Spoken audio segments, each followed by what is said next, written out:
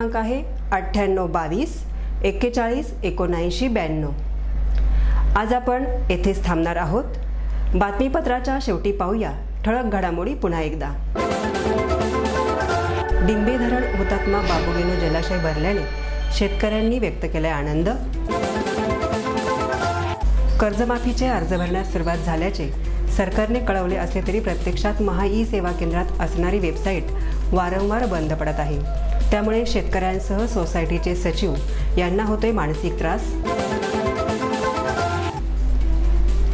घरातील प्रापंचिक कारणावरून लाकडाने आणि विटांनी डोक्यात मारहाण करून बायको शुभ्रा उर्फ बबिता योगेश काकडे वय 20 हिचा खून केल्याच्या आरोपावरून नवरा योगेश रमेश काकडे याला मंचर पोलिसांनी केली अटक। मेंगडेवाडी गवरमाळ्यात घडली घटना।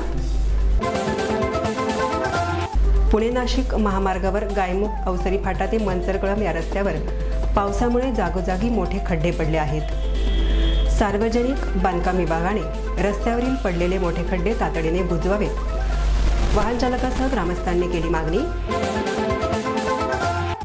या होत्या या आठवड्यातील केबल न्यूज।